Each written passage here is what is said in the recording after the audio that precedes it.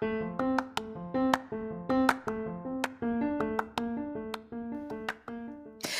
there, and welcome to the daily podcast where wisdom smacks us with kisses or love taps. I'm MichelleSpiva, a wisdom strengthening coach, your host, and practical priestess of wisdom. Mwah. Join us daily to gain wisdom and mental strength as we tackle innovative thinking, address emotional and behavioral life traps, and yes, provide you with some practical how to's to wrap it all up. So settle in or crank up the speed 2x, whatever gets your mental processes firing as we dive in. Stay tuned.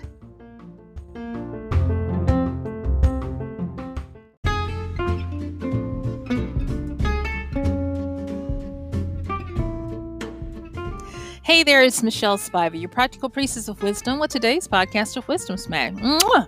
Join me on the flip because we're going to be talking about the war that's afoot, or maybe a mind.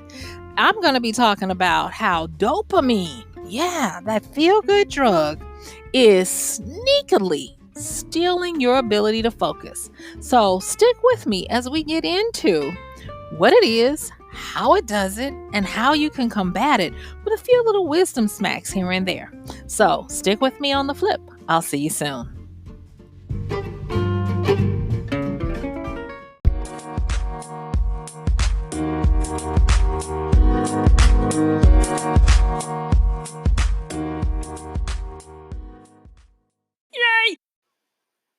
All right, let's get on into it. Today, we are talking about dopamine and how it is at war with your focus. Now, I have done a few podcasts in the past on, for this podcast about focus, and you guys seem to have loved it. And lo and behold, I have been attempting to up my game as we start ramping back up, getting back into the full swing of things. And so I have to increase my productivity and my ability to focus. And so I've been doing a few little exercises and things that I'm going to be sharing with you today and trying to whittle down how to tweak, increase, advance my ability to focus. And here I was thinking that I was going to be improving on what I was doing already, only to find out through simple little exercises and observations that, oh my gosh, my focus has decreased instead of increased. And so today, y'all, we have got some big wisdom smacks that we're going to be talking about. And namely, is that dopamine is afoot and it is out there. Now, let's start off with what dopamine is. And it is a hormone that is released. It's part of the endorphins that your brain releases. And I always try to remember to think about dopamine as uh, the uh, the feel good drug, if you will. And dopamine is it's not only a hormone, it's also a neurotransmitter. And what it does is it originates in the brain, but you have to remember it being a hormone on the one side, it is for the purpose of releasing organic chemicals in the brain. But then it's also a neurotransmitter. Now, y'all stay with me because I know I might be, saying all the words, but I promise you it's going to make sense. And so, what these neurotransmitters do is they are set up to trigger and signal. Like a communication center, if you will, so that you will have synapses, meaning, firings and activities in the brain. So it's not only that it floods, and I don't want to say it floods, but it releases the hormone, but then it also has the ability to be like a catalyst, like a fire starter, if you will. And the idea of us having this desire to focus and not realizing that there is chemical warfare afoot in your own mind is shooting ourselves in the foot when we really try to get an understanding of what it is. Okay. So what ends up happening is dopamine in its basic sense is the anticipation. It's that anticipation. It's what makes you ready and excited for something to pop off, for something to happen. And because of that, it ends up being the drug that starts the whole thing. So, where you have dopamine getting you anticipated and ready, you have serotonin giving you the pleasurable contentment of satisfaction when you get what it is you need. Okay. And so dopamine makes you feel good. Like I said, it is the feel good drug. And because of that, we are always in search of trying to have it. And just like anything else, the more we tap into it, the less effective the same amount is. And so we continue to need to up our stimuli to get the same feeling effect of dopamine to the point where we blow ourselves out with dopamine and we become very addicted to seeking dopamine. And so like I said, it's a messenger substance and that is a transmitter, but it's also a hormone that works in concert with other endorphin responses in the brain. Okay. So that is just a quick, if you will, way of understanding dopamine. So the next thing is when you are doing things in your wakeful hours, your mind and brain are taking note. And they're taking copious notes, honey. They are watching everything you do and logging it to see what is the reaction. And so, because they're always trying to figure out how to keep you in what's called homeostasis. And homeostasis is like baseline for optimal health. It's where the cells and the whole body try to work to keep you sustaining and living and flourishing. And if you get out of equilibrium, because it's an equilibrium kind of thing, then you start getting into dangers because you would possibly fall out.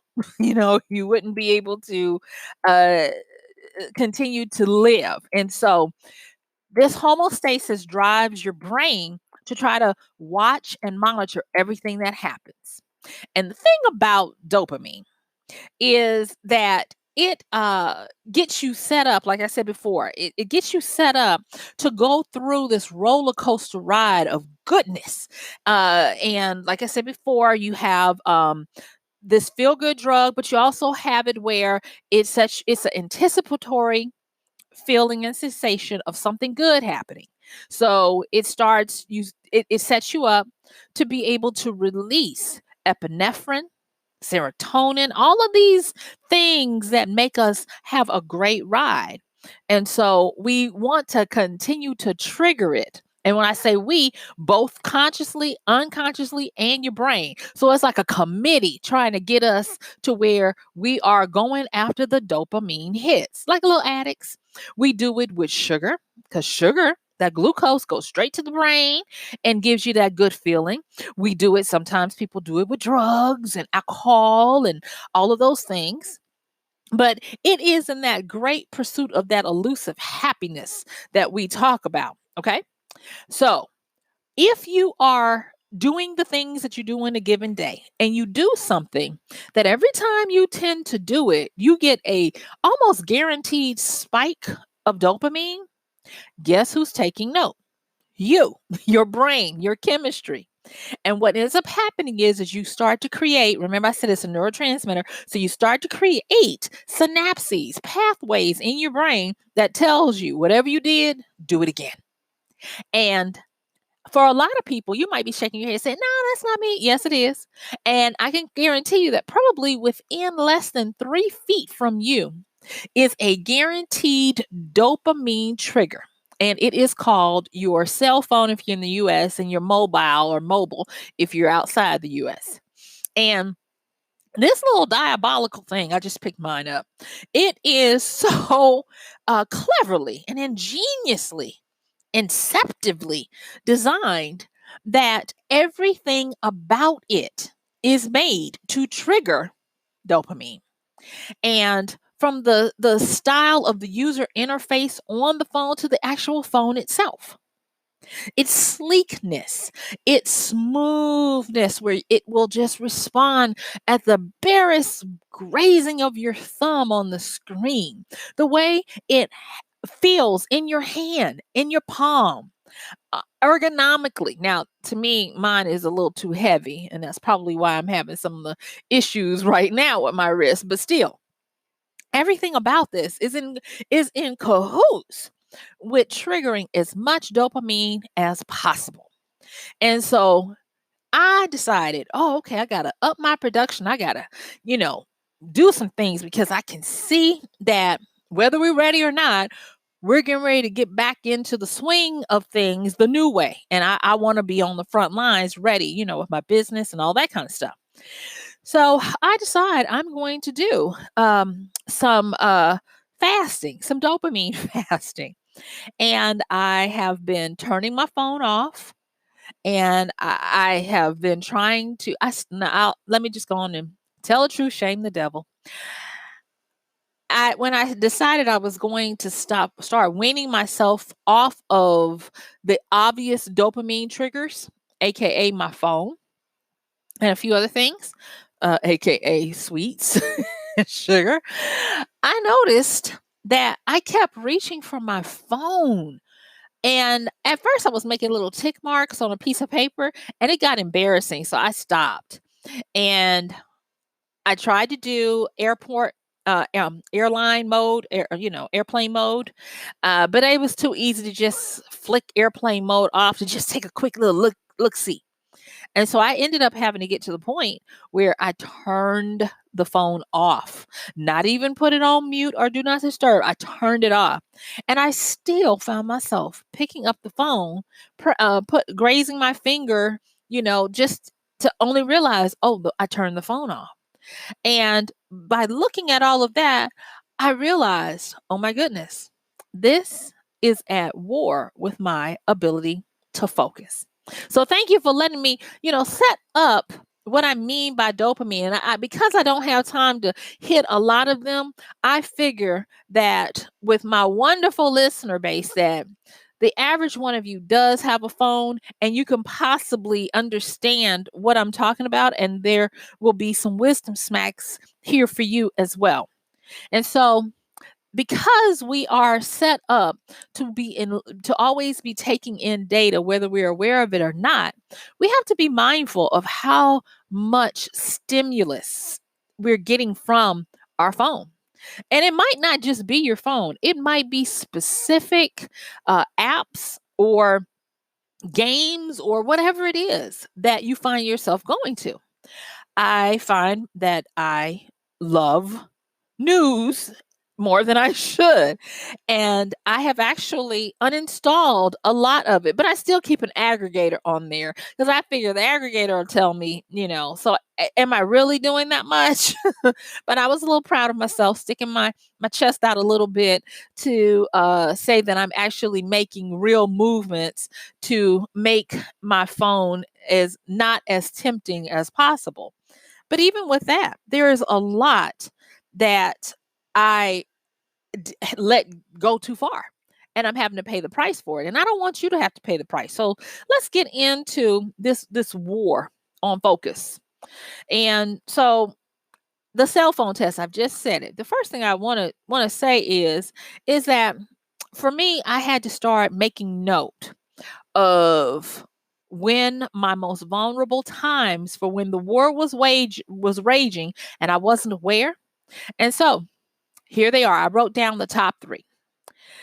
The first thing in the morning, I find that when I wake up, before I even roll out the bed, I'm picking up my phone and looking at it.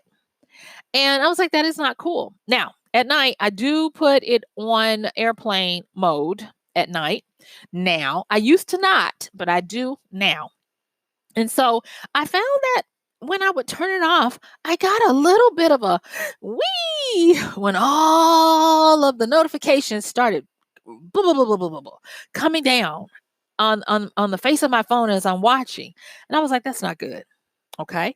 So being able to force myself to put the phone out of reach. It's still in the room with me, y'all. I'm not going to even lie. But putting it out of reach such that I have to get out of bed first is helping. And I will say that they actually have some studies about the effects of the first thing you see in the morning being your phone, directly connected with a shortening of our ability to focus. And so be aware of that, because if you are looking at it, a lot of us are sandwiching our sleep between the last thing you look at being your phone at night and then the first thing you look at being your phone in the morning. And it's kind of like chapstick. And I shouldn't call out the lip balm. I'll say that because I don't have any problems with chapstick. Don't y'all come at me. But it's kind of like lip balm. If you depend too much on it, you become addicted to it. Your lips just throw their hands up and say, "Oh well, we don't have to do any moisture because they're gonna slather that stuff on our lips anyway. So we don't have to do anything." And that's what ends up happening with the phone. The phone becomes the stimuli to lull you into sleep and to wake you up. It's the new coffee. It's the new lullaby at night. It's the new white noise at night for a lot of people. Watching or reading something on your phone, even if you have the blue filter on, because you know you are that person who cares about their sleep, but you still have the phone and you're reading. And, and I'll go on and, tell the truth. There have been a few times when I have clunked my lip with the face of my phone having fell out of my hand because I drifted off to sleep. Is that you? I do see a few of y'all raising y'all hand in my mind. But yeah, that's not right. And so we are looking at this issue that we're setting ourselves up. Okay, so that's the first area that I have noticed. The next one is, and y'all, this one was hard for me to admit, but I'll go on and say it. The next one is taking the phone to the restroom with me. Why am I taking the phone to the toilet with me? That is crazy. I don't need to be in there that long. So that has been something that has been disturbing and that I have been actively working on. And I'll say this, I was at a conference last year and managed to lose my phone not once but twice. And guess where I lost it? In the bathroom, public bathroom, twice. I was about to miss my flight coming back home because I had left it in a breakfast restaurant's bathroom and had to send my Uber driver back there to get it. Crazy.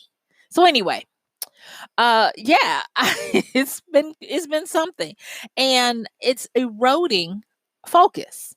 The next one, are y'all ready for the next one? Okay.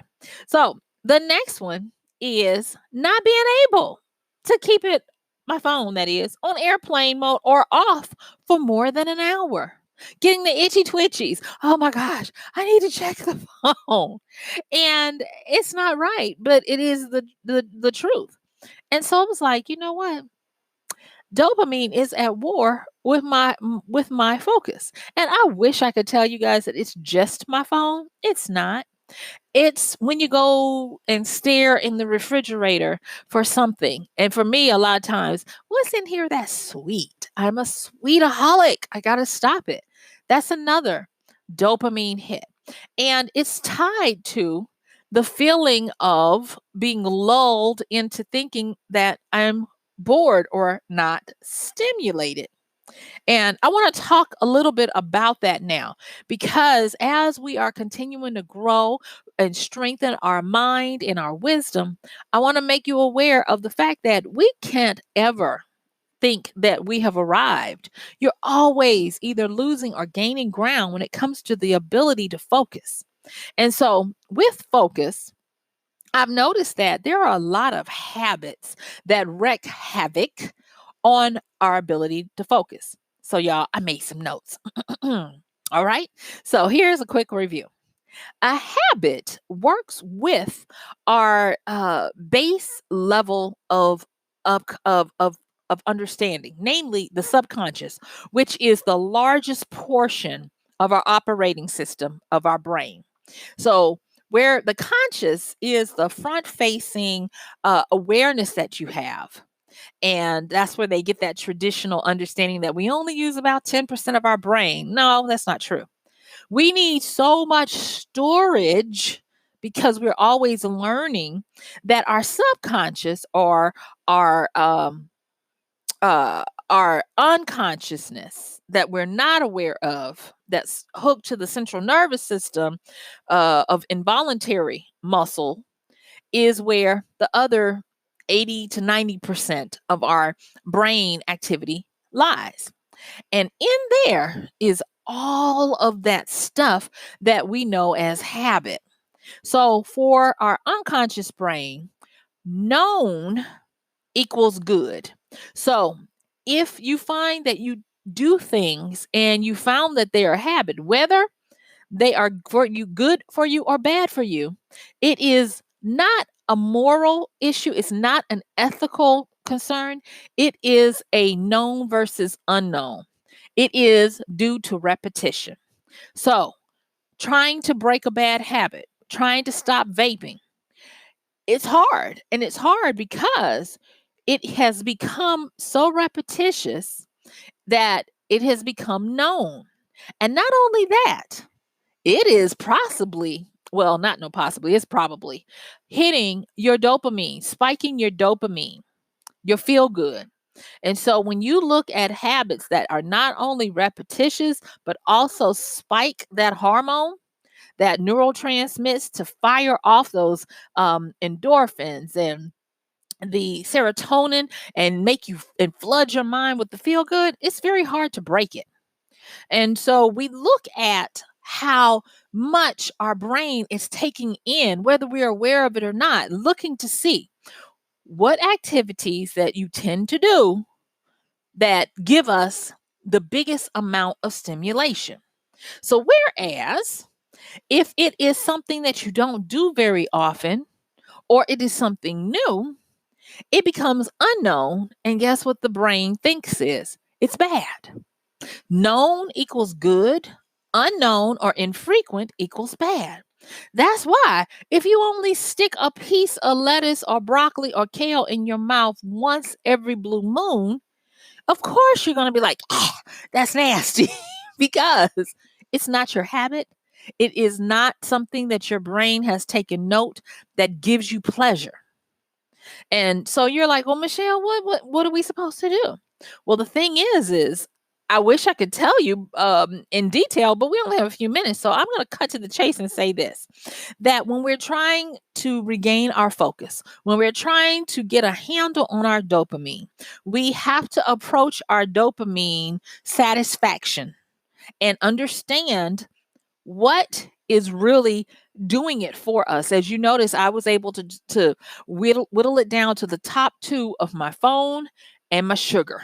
And what I'm starting to do now is to look at how to supplant the high dopamine satisfaction hit I get when I have the phone and the sugar as a reward, and supplant them with increasing my frequency of getting back to eating my live, healthy, plant based meals and retraining my brain, even though it rebels and it goes, what are you doing to us? And even now, I'm going to tell you, it's crazy out here because it increases the ghrelin.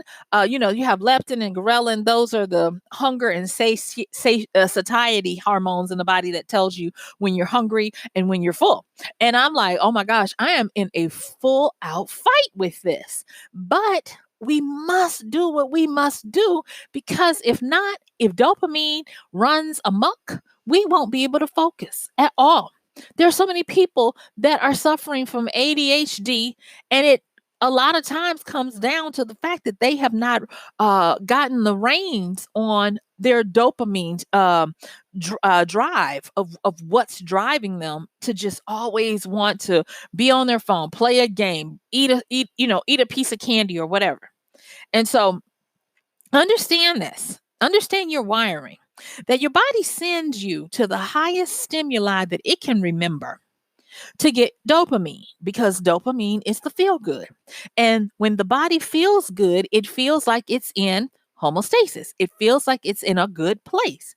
That's why when you have a lot of drug addicts, they know consciously that continuing to do the amount of drugs they are doing is not good. But the body is like, no, we're good. We feel good. So the body is good. When they're in their high or they're mellow or whatever it is.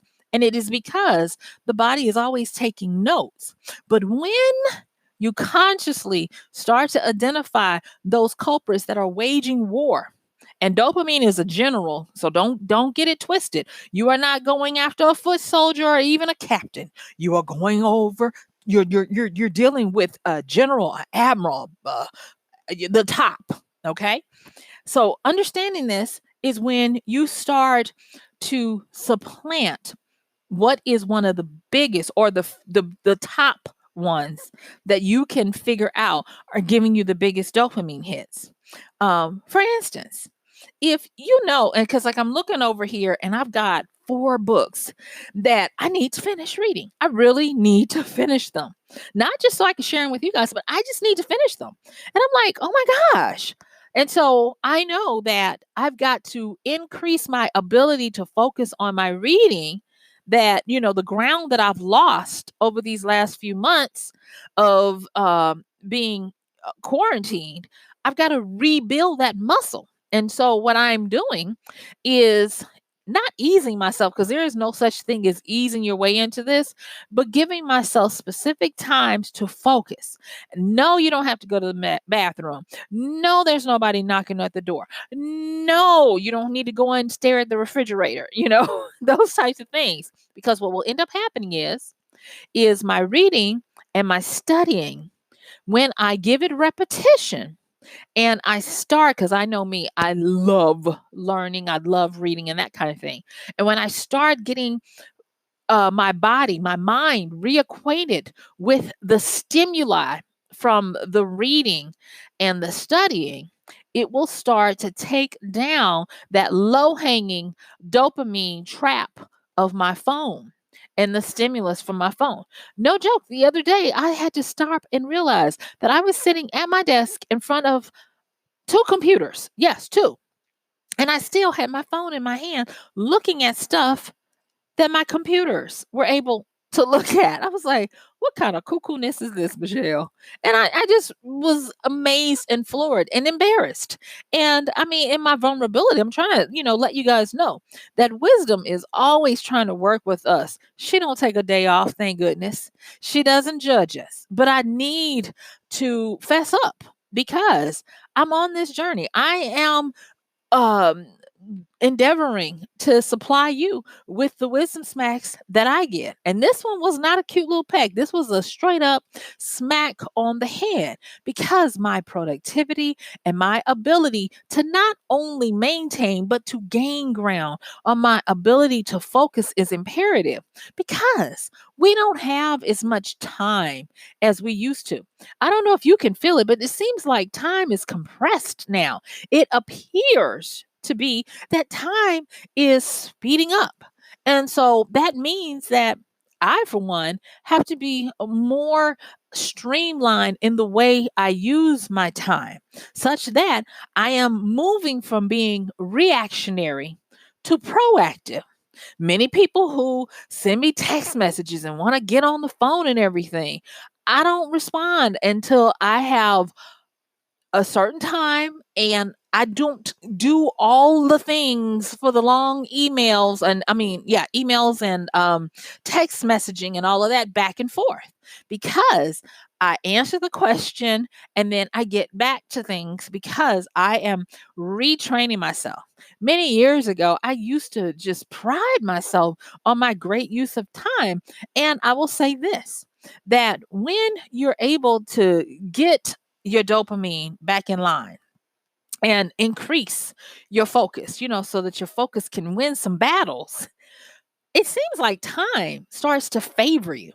You get more time. I can't explain it, but everybody does have the same 24 hours. But inevitably, when you respect time and when you do what's necessary to get yourself in line time tends to bend around you, to buffet you and help you to do more with your day so that you become more productive and you manage to get more stuff done. And so with this dopamine, it is a time suck. It is on the offensive every day. And I had it. I was like, I am tired of being the on the defense, constantly batting down all of the traps that dopamine was setting for me and I was falling into and I was losing ground. And the sad part is dopamine is so smooth that it will take all the ground and make you happy about it, and you'll be sitting there unable to focus for even a minute. And so I need you guys to just try it. In my last few seconds, I want to just put before you, try to identify the top or either the top and the secondary biggest dopamine triggers in your life. For a lot of you, you're going to figure out it's your phone. And I want you to do the cell phone test. Try to avoid letting it be the last thing you touch at night before you go to bed and the first thing you touch in the morning. If you're like me, don't take it to the bathroom with you. And also, try to see how long can you either put it on airplane mode or put it or turn it off. Now of course, if you got little kids and stuff, you understand. Use common sense. But for when you're trying to work so that you can wean yourself off of it being the biggest dopamine trigger in your life. So guess what, y'all? Yeah, my time is up. I thank you for yours. This has been MichelleSpiva, your practical priestess of wisdom, with today's podcast of Wisdom Smack. Mwah. I'll see you soon. Bye.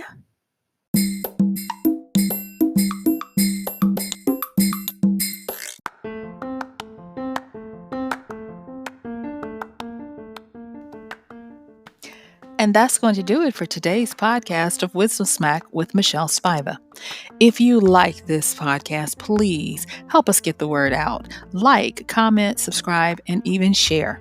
And if you really like it, please help us continue to get the word out by considering using this show's link for Amazon. So when you want to go to Amazon and you do all of your general shopping, please use MichelleSpiva.com/AMZ.